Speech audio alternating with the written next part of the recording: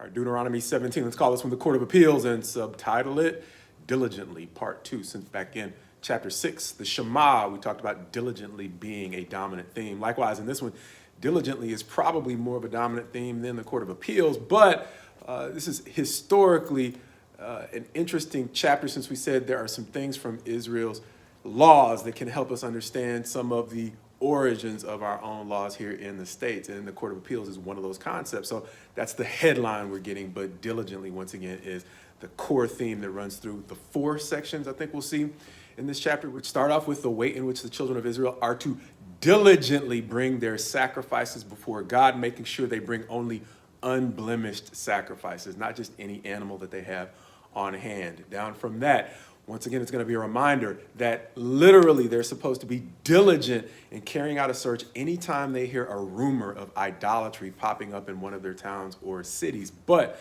they're not to simply settle for rumor and innuendo. Every charge must be established by the word of 2 or 3 actual witnesses. And in the next section, that carries over to the Court of Appeals, because any case in their towns or municipalities that are too difficult for the local judges are to be taken up to a higher court at which they can get what we would call an appellate decision. Once again, showing the degree to which diligence is required in not simply accepting any old judgment or any old opinion, but making sure if a case really seems difficult, we take it up one level. And that is, once again, what we see in our own judicial system. But ultimately, let's look at the diligence that the king had to have, beginning in verse 18. It's going to read, "And when he sits on the throne of his kingdom, he shall write for himself in a book a copy of this law approved by the Levitical priests. And it shall be with him, and he shall read in it all the days of his life, that he may learn to fear the Lord his God by keeping all the words of this law and these statutes and doing them, that his heart may not be lifted up above his brothers, and that he may not turn aside from the commandment either to the right hand or to the left." And understand, when I'm thinking of a king, I'm thinking the first thing he's going to want to do is get the king in. But understand what this is telling him. If this is literally to be taken true, he is not relying on a scribe to record a copy of the law for him. His first order of business is to write for himself in a book a copy of this law, verse 18. And so understand how glamorous jobs don't always come along with glamorous responsibilities. One of the temptations we can have is to have the ambitions of a king with the work ethic of an entry-level employee. And there's nothing wrong with being an entry-level employee, because we all got to start somewhere.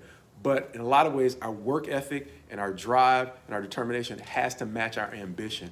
And too often we are living in an age where we are offered self-esteem and ambition as a cure-all without being offered a real picture of what it takes to actually be the person that people can look up to responsibly, because that's what God is saying here. If you're going to lead a nation, in which I'm saying all the parents need to know the law well enough to teach it to their kids daily, then you need to level up and understand that the king has to learn the level where he's written it out for himself. And understand, don't miss that. That's a memory tool.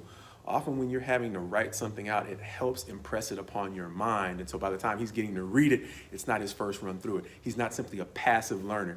He's written it out for himself. And now his daily life involves going back over the things God has had him write out as a beginning to his reign. And so understand, when we look at David as a picture of an excellent king or a man after God's own heart, it seems that even while he's being chased in the wilderness, I heard a man preaching this morning about how he knew that Abgail, who would eventually become his wife, saved him from blood guilt by taking his own vengeance against a man named Nabal. And if he had not been a diligent listener, he would not have known the value in her advice and what she was really saving him from.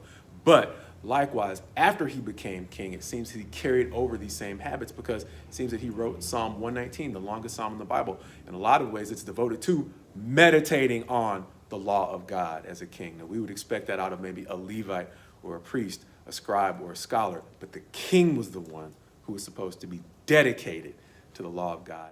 Once again, when we have kingly ambitions, it'd probably be best for us to be realistic about the level of effort we need to put in if we want to be genuine and not really come off as frauds, as people who have high hopes but poor work ethic. And so, as we often say, his best to you as you go forward in him with a work ethic that matches your ambition.